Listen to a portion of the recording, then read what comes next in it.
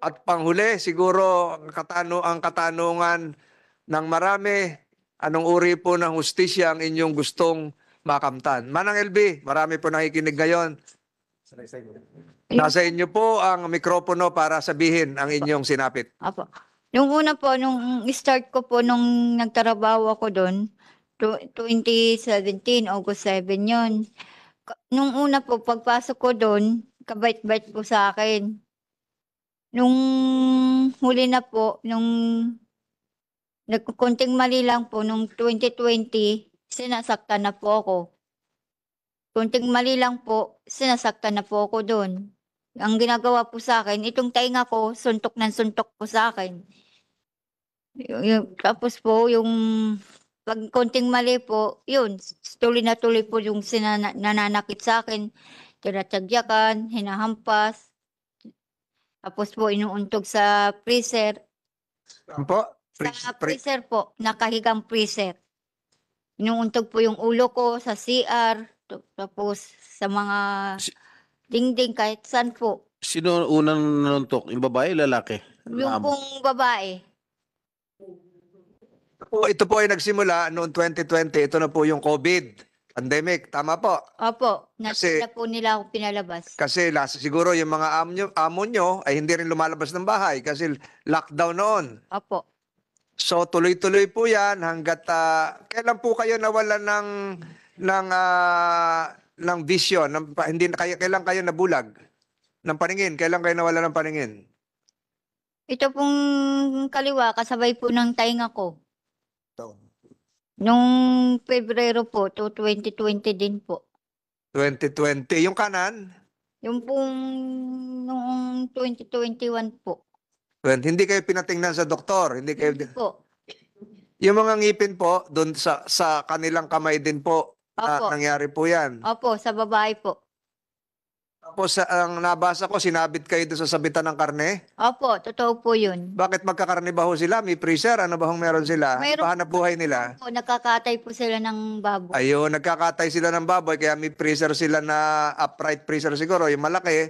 Tapos yung sabitan ng karne, yung gaya sa palengke, yung letter J na bakal, Opo. doon kayo sinabit. Opo, sinasabit po nila po ako doon. Hindi po kayo nagsuplong sa inyong mga kamag-anak, sa pulis? Sinamsam po yung cellphone ko, paano po ako makatawag. Pinasweldo ba ho kayo? Hindi po, buwat nung nag-start po ako doon. Kahit piso? Wala po. Ilang taon kayo nagtrabaho na walang sweldo? Para pong 7 taon na po. 7 taon walang sweldo? Opo. Meron sigurong katanungan dito. Alam nyo ho, napakahirap po nung kahit isip-isipin ko, kaya ko pa ituloy yung mga tanong. Alam ko yung nararamdaman niya, pero si Senator Padilla nagsabi na gusto niyang maunang magtanong. Hindi kayo sumulat o hindi kayo pinasyalan din ng inyong mga kamag-anak? 7 taon hindi kayo umuwi sa Batangas. Taga Batangas ho kayo, di ba? Batangas City. Opo. Pero Hindi. po, pinaligaw ko lang po sila dahil sinabi ko pong taga-Consumption ako. Saan po? Sa Consumption, sa San Jose. Pero taga saan ho talaga kayo? Dito po, taga Batangas po. Taga Batangas. Po. Tapos, ni minsan, hindi kayo umuwi sa Batangas sa 7 taon? Opo. Pasko, mahal na araw, Hindi po. araw ng mga patay, hindi kayo umuwi. 7 taon, nilaan niyo po yung buhay niyo. Tumulong kayo doon sa inyong mga pinamamasukan. Opo. Oo. May mga balita pa na pinaguhubad kayo, pinagsasayaw. Opo, totoo po yun. Alam niyo ho, ayoko nang ituloy itong pagtatanong. Gusto ko magtanong din yung mga kasamahan ko. Mauna po siguro si Senator Padilla, pakatapos si Senator Estrada, pakatapos po si Senator Tulfo. Senator Padilla, pwedeng pakituloy. Chairman, Yun yung gustong kumain muna habang nandyan yung... Nay, magandang umaga po, Nay. Apo, Chairman, yun po kasing gusto kong tanungin yung barangay captain eh. Pwede po bang tumalon na doon? Apo, nakapanumpa na naman si Kapitan. Kapitan, ready ho kayo sumagot? Lapit-lapit po tayo sa mikropono at pakipindot po yan hanggang tumilaw yung pula. Salamat po. Sabi kanina ni Kapitan, hindi daw humingi ng tulong sa kanya pero nagpunta sa... Ano kaya ang ibig sabihin ni Chairman doon? Chairman, ano ibig sabihin mo doon? Magandang umaga po ulit. Si Nanay LB po, yan po ay nadatngan ko po sa Barangay Hill po kasi po kami po nung panahon na yun, nag-iikot po at panahon ng COVID. Nadatngan ko po siya na magutim at talaga pong nakakaawa pong tingnan. So ang una ko pong ano po doon sa tanod kong babae, sabi ko linisan po at palitan ng damit dahil hindi ko po kilala siya. Yun po ang aming pagkakaano po kay Nanay LB. Tapos po, Nakita nyo na meron po siyang mga sugat, mga ganon. wala naman po ako nakita. Basta po siya madungis po. Yun po ang akala ko po ay naligaw na taong grasa. So yung pong utos ko sa tanod po ay linisan po si Nanay LB. Tapos hindi pa po siya sinasabi ko pa pong ganon, dumating na po yung amo niya na si Mr. Ruiz. Dumating yung amo niya o tinawagan mo yung amo niya? Hindi po sir, hindi po. Dito sa salaysay ni Aling LV, I'm sorry, Senator Padilla. Dito sa salaysay ni Aling LV, tinawagan mo yung amo niya na si Jerry Ruiz. Hindi ko po At sinumbong mo na nandun si Aling LV sa Barangay Hall. Hindi ko po sinumbong yun sa senator. Wala pong pagsusumbong. Marami po doon pong mga tao na kasama ko po na kami po yung naka-duty sa bahay. Paano malaman ng amo na nandun yung kasambahay? Ano po yun, nag-iikot po kami. Tamang pagdating po namin sa Barangay Hall po, naandun po si Nanay LB. Senator Padilla. Senator Padilla, siguro ang tanong ni Senator Padilla, ano yung naging hakbangin mo bilang kapitan? Dinala mo ba sa ospital? Pina-check up mo ba sa municipal health officer? Kasi COVID noon, alert lahat ng mga doktor natin, mga nurses. Di ba? Yun sila yung mga frontliner. May paningin na ba ho siya noon o bulag na? Ano hong tulong ko na natin? rin Kasi po sa batas po ni Senator Estrada, yung kasambahay law, nakaregister lahat yung mga kasambahay sa barangay hall. Wala po Mr. Chair, pwede natin tanungin si Ma'am LB. Ma'am LB, Sasagutin mo pa yan, ha? Oh, Sorry, LB. Senator Tulfo. sabi niyo po na pumunta kayo sa barangay at nagsumbong, tama? Opo, totoo po yun. Sino pong sinumbungan niyo?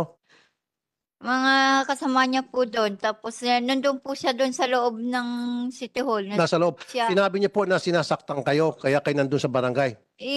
Opo, sabi ko po, ipakicheck po yung gamit ko dahil aalis na po ako doon. Nakatakas nga po ako doon. Nga po ako pumunta sa kanya. Okay. So nakatakas kayo, sinabi niyo sa kanya nakatakas ka, daladal mo yung gamit mo at sinabi niyo rin sa kanya na sinasaktan ka ng amo mo, tama?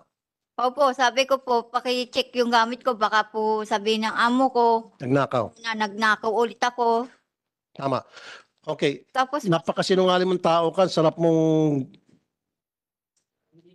Alam mo, napakasinungaling mo. Gusto mo, ilay detector test ka namin, payag ka. Sige, pag lumitaw na ikaw ay nagsinungaling sa lie detector test, kukulong ka agad namin dyan sa baba. Good. Pakibukas yung mic. yun naman po sir. Alam nga ba naman magsisinungaling to si Ma'am LV? Anong reason para siya magsinungaling? Ikaw may dahilan ka para magsinungaling kasi tumawag ka sa amo tapos for all we know, baka bayad ka sa amo, baka sinuhulang ka ng amo. Ay yun po sir ang... There's no reason why she would be lying here. Alam mo, Chairman, kung nasa matinong pag-iisip ka, kung tama ka, patas ka, the first thing you should have done is pa-check siya sa doktor, tawagan mo si HR, tawagan mo PNP, sabihin na meron dito mukhang kawawa na kasambahay at tumakbo sa kanyang amo, ang kanyang reklamo ay sinasaktan siya, etc. Yun dapat ginawa mo. Ang ginawa mo, sinurrender mo siya uli sa amo, Hindi napakawalang hiya mo. Sir, excuse po sir, hindi ko po isinorender po yan at lalong hindi po ako tumawag sa amo niya. Kasi ang nangyari, naibalik siya uli sa amo niya.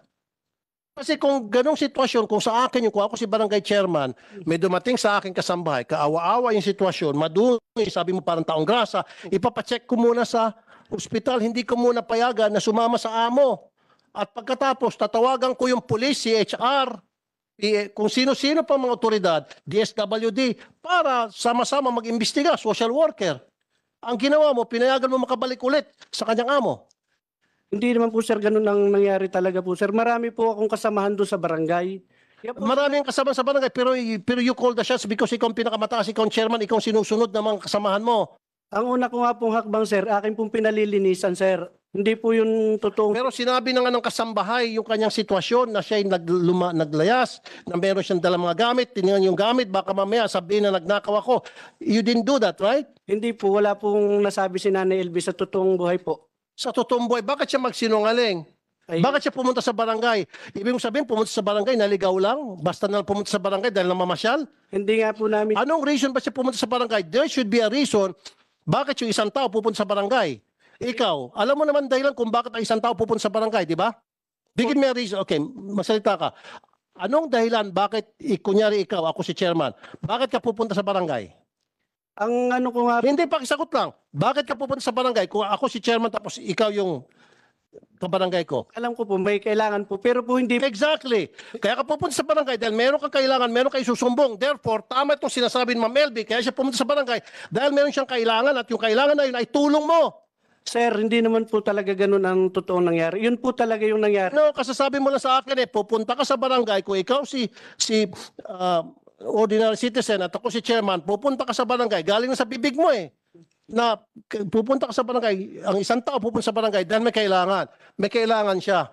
Kaya lang, hindi mo inasikaso yung pangangailangan niya, hindi mo siya pinagsilbihan. Inasikaso ko po, sir. Ang una ko nga pong hakbang, pinalilinisan ko po dahil po panahon ng pandemic. Hindi, Kaya nga, matapos mo siya palinisan, sana pinadoktor mo. hindi po, Sana tinawagan mo yung DSWD, tinawagan mo yung CHR, tinawagan mo yung PNP. sir, sana po makapagsalita din muna po ako, sir. Papayagan ka, Kapitan. Papayagan Opo. ka magsalita. Pero with the permission of Senator Tulfo. Isa na lang po. Sige po. Kasi, Chairman, hindi mo ginawa yung trabaho mo sa magkanong kadahilanan na hindi mo ginawa yung trabaho mo ng tama. Kasi kung ginawa mo yung trabaho mo ng tama, hindi na sana lumala pa yung sitwasyon ni Ma'am LV. Kaya sa lumala dahil sa naging pabaya ka sa iyong tungkulin. Kung ako dito ngayon sa committee, sampahan ka dapat ng kaso. Sir, Dereliction of duty. ayun po naman, sir, ay nasikaso po namin. Hindi pa nga po siya nakakapagsalita. Dumating na po yung kanyang amo. At sinabi po niya na sinusundan niya at nakaalis po sa kanilang tindahan. Yung Di mas sinanay- lalo nung dumating yung kanyang amo, mas lalo ka dapat magtaka. Saan sinabi mo sandali lang, hindi mo ba sila pinag-uusap? Wala naman pong naging reaksyon si Nanay LV. Sumama po naman siya ng kusa sa amo niya eh. Imposible naman yan. Kaya nga siya lumayas tapos sasama ng kusa. Wala pa nga po, Senator, na ano siya, reklamo po sa amin. Mr. Chair, ipaano natin to, lie detector test, and then kapag lumitaw na sa lie detector test nagsinungaling to, ikulong natin sa baba. So kukulong kita. Napakasinungaling mong tao ka. Kapitan, kilala mo ba yung amo ni LB? Ano po yun? Ano po, may tindahan po sila. Yun lang po ang aming pagkakilala. Pero ni number po nila, wala po kami. Hindi, kilala mo. Kilalo po. Kilalang tao yun doon. Yang kilala po siya na may tindahan. Kilala may tindahan. Nung pumunta si Manang LB ron, bulag na siya ang dalawang mata. Hindi ko rin po ma-sure, Senate Chairman, dahil po, pag ano nga po, ang una ko pong utos sa aking mga tanod, dahil may bowser room naman po kami, kumpleto po kami, pinalilinisan ko po siya. Yun po ang una ko pong naging ano po sa Nanay LB. Manang LB, nung kayo po ay pumunta kay Kapitan, dalawang mata niyo po ay bulag na o nakakakita pa kayo ng kalahati? Isang mata ko po, yung kanan. Ang Tapos po, kanan po ay nakakita pa. opo. So nakaharap niyo po si Kapitan. Opo, narinig ko po yung sabi niya po sa amo kong lalaki. O Sir Jerry, parang nandito yung sambahay mo, nandito. Tinawagan o magkaharap. Hindi, para pong tinawagan, kausap. Wala po. Kinausap sa telepono Opo, yung Jerry, yung amo mo. opo. Oho. So hindi totoo yung sinasabi ni Kapitan na kasunod mo na yung amo mo. Hindi po.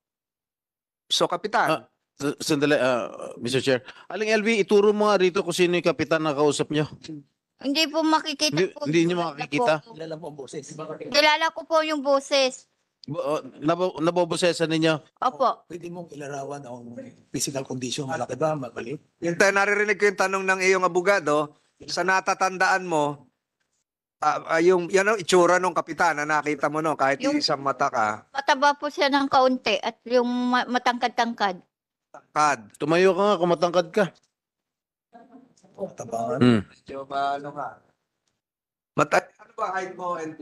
Mababa ka, kaya tingin mo siguro matangkad yung kaharap mo. O Opo. nakaupo ka. 5 po ang height ko. Maliit lang po ako. Wala na talagang vision. Yeah. Totally. Di Dr. Kate Apes. So hindi mo ilang taon mo na kailan nangyari yung pagpunta mo sa Barangay Hall? Noong pong nakatakas po ako ng 2021. 2021, 2020 o 2021? 2021. 21 nakatakas ka. COVID pa noon, lockdown pa noon. Opo. Tumakas ka kasi ayaw mo na dun sa amo mo. Opo. Bakit ka sa Kapitan Dumiretso?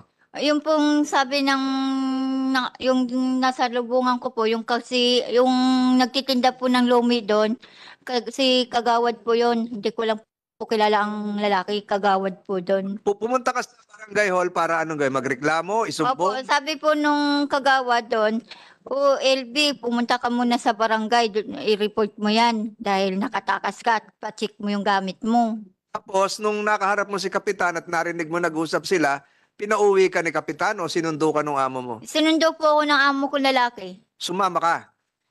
Opo. Sabi, ihatid daw po ako sa sakayan ng papuntang Mindoro. Uuwi ka na sana, pinapauwi ka, hindi ka hinatid. Hindi po, dinala po ako sa tindahan ulit. Kinulong ka. Opo, yun. Buhat nung pong galing ako sa barangay, hindi na po ako pinapalabas. Doon na lang po daw ako Hindi sa mo na nakausap si Kapitan. Hindi na po. Ito ngayon, nabobosesan mo naman. Opo, Siya yung Kapitan. opo. Ano mo sasabi mo kay Kapitan? Nagkausap ba kayo ni Kapitan noon? Busy po siya sa kausap. Hindi niya po ako inintindi. Hindi ka inintindi. Opo, busy po sa kausap sa cellphone. Sino nag-check nung gamit mo na sinabing checkan? Wala po. Ayun.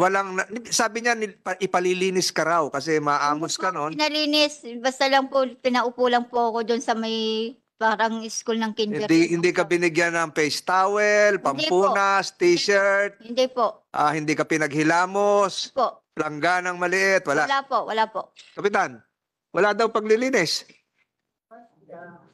Mr. Chair, paano nga po siya malilinisan po? Kaupo lang naman po niya na sinasabihan ko pa lang po yung aming barangay tanod na babae.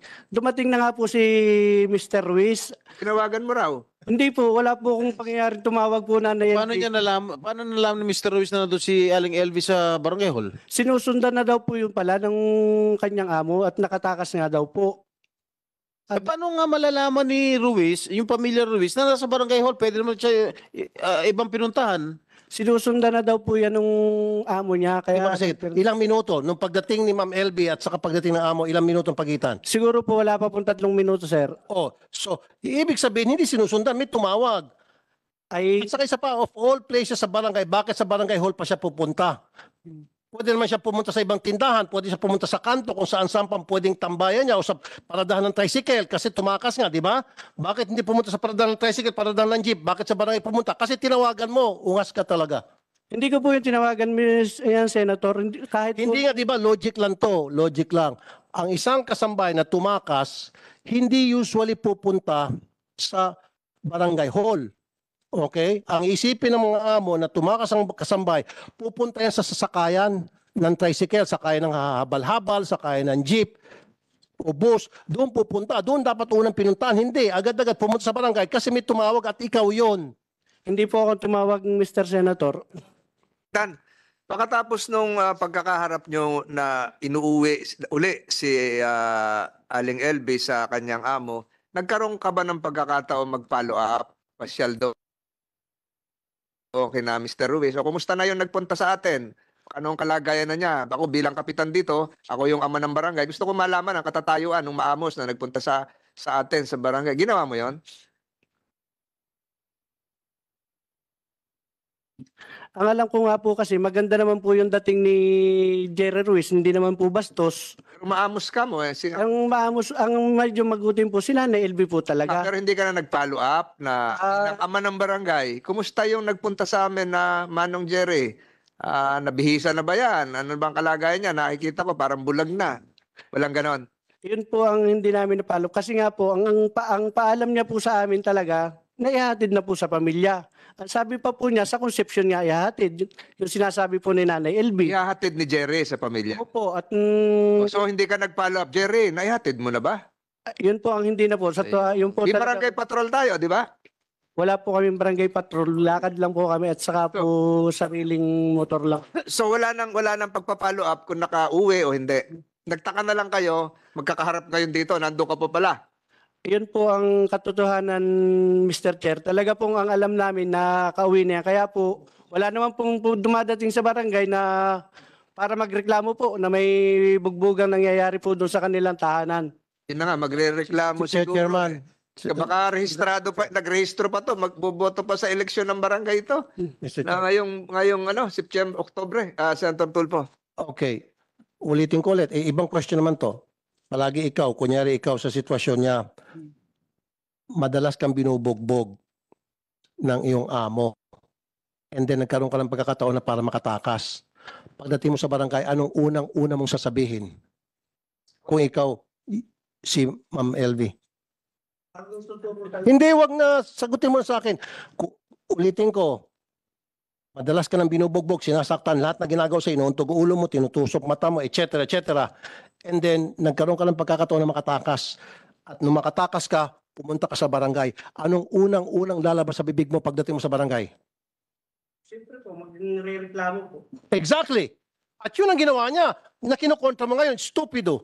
Hindi pa po nakakapagsalita po si Nanay LB. Nakaupo lang po yan nung dumating po ako. Ang una ko po... Hindi, ikaw na mismo nagsabi. Ang una mong gagawin, kung ikaw sa sitwasyon ni Ma'am LB, ay magreklamo galing na sa bibig mo eh. And that's exactly what she did. Pero hindi mo pinakinggan dahil tinawagan mong amo, tumutugma lahat na sinasabi ni Ma'am LB.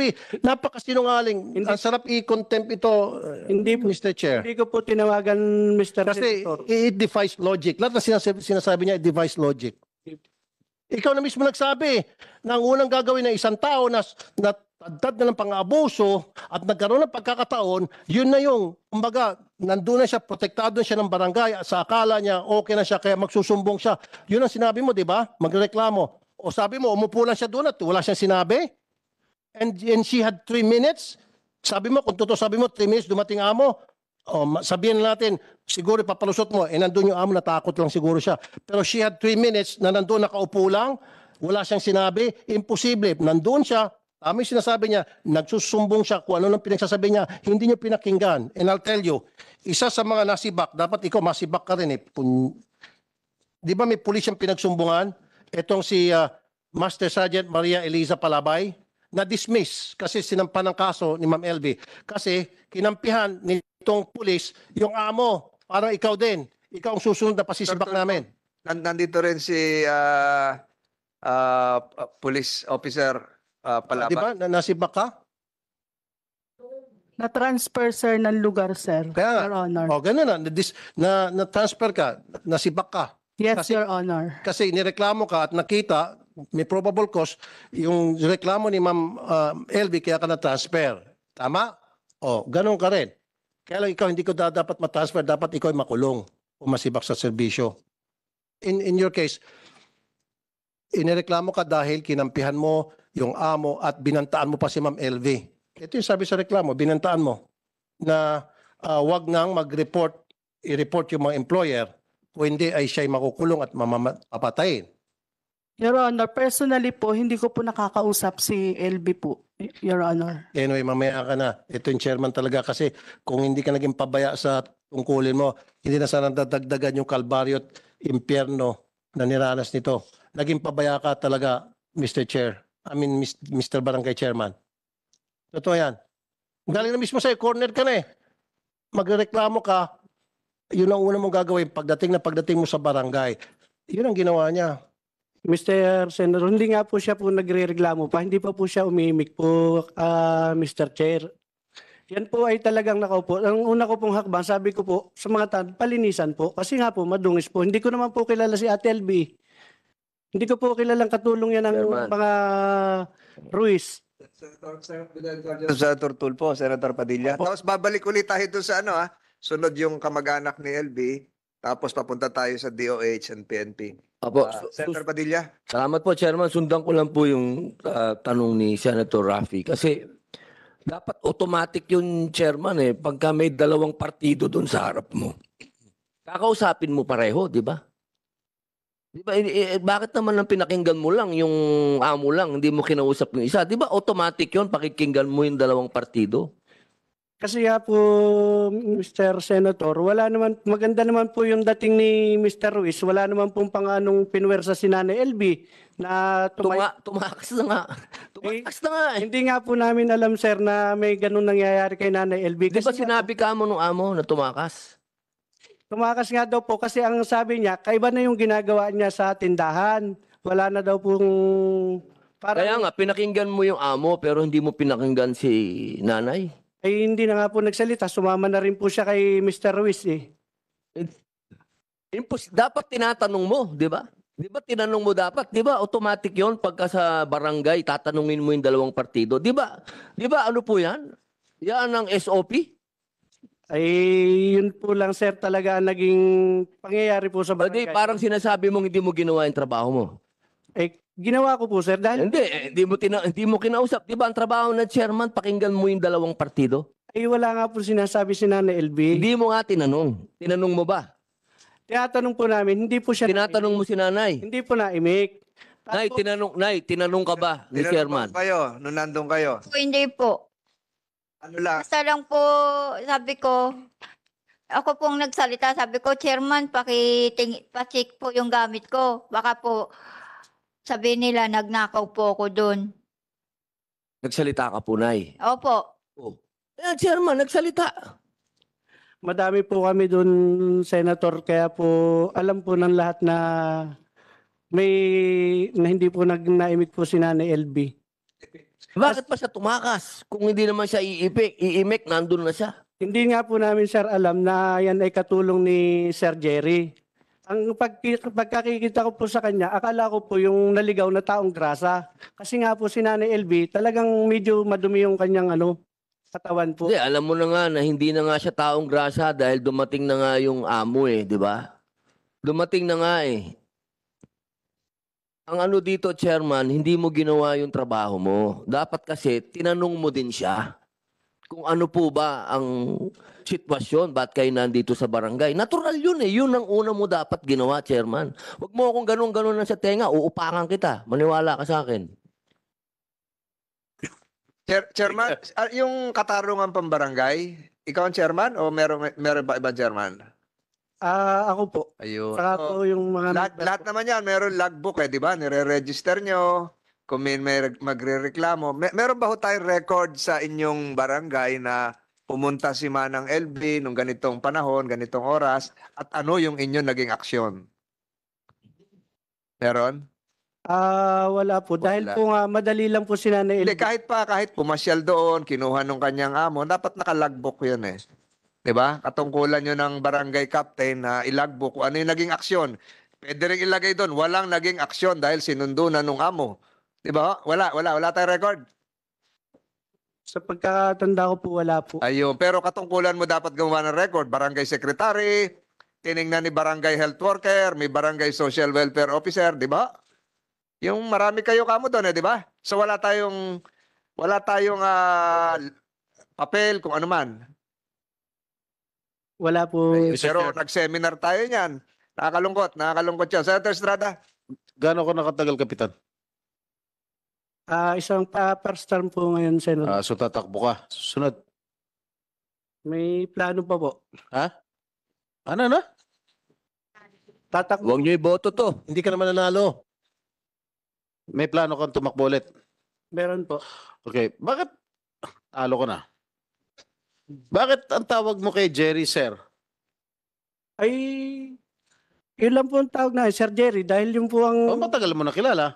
Hindi po. Hindi, yun po, kilala po namin na may tindahan siya. Kaya nga, bakit sir? Di ba dapat Jerry lang o ano? Bakit may sir? Yun lang po na sabi ko, Mr. Senator po. Anong pumunta siya sa barangay hall, si Sir Jerry kagad ang tawag mo? Hindi po. Dito ko lang po nasabi yung Sir Jerry. Okay. Sige. Si Manang LB, Yung mga kamag-anak nyo, nung nalaman nyo po ito, kailan? Sino magsasalita? Ito po sa Opo, kayo po nanumparin kayo kanina, no? Kailan nyo ho nalaman ng sinapit ng inyong kapatid o ano ho nyo? Kapatid. Kapatid. Kailan nyo po lapit-lapit ho kayo ng kaunti? Ako po si Baby. Wala pa ho kayong upuan? Wala kayong... Meron po. Oho. Urong tayo konti, Attorney Gambol. Nung nalaman nyo ho, sinundo nyo o paano ho nakabalik ng Batangas si Manang LB? Yan daw po ay inihatid ng amo doon sa... Tanong sa iyo kung sinundo mo pa. Sinundo po namin Natid ng amo sa apartment po nung anak yung anak na nasa Batangas City. po. Bakit? Naguhugas kamay na yung amo? Ayaw madawit? Anong dahilan? Ang sabi daw po ay ipapacheck up. Pero nung dumating po, hindi naman po siya pinapacheck up. Anong LB, sinabihan ba kayo ng amo nyo na ipapacheck up kayo? Opo. Dahil nagreklamo kayo, may iba na kayo nararamdaman. Yung ganito na po ako, di na po ako nakakakita. Ang sabi niya po sa akin ng amo ko, at LB, mag-ayos-ayos ka ng gamit mo at ipapachikap kita sa Batangas. Pinacheck up po kayo? Hindi po. So iniwan kayo doon sa anak, Opo. gating doon sa anak, sinundo kayo ng kapatid nyo. Opo. Paano nalaman ng kapatid nyo na nandun na kayo? Gumawa po ng paraan po yung katulong yung- sa bahay ng anak. Para makontak yung kapatid nyo. Noon Opo. lang kayo nagpangipangita. Opo. Tapos kinupkup na kayo ng mga kapatid nyo. Opo. Tapos dinala na kayo sa ospital. Nagpa-check up, hindi pa rin. Hindi pa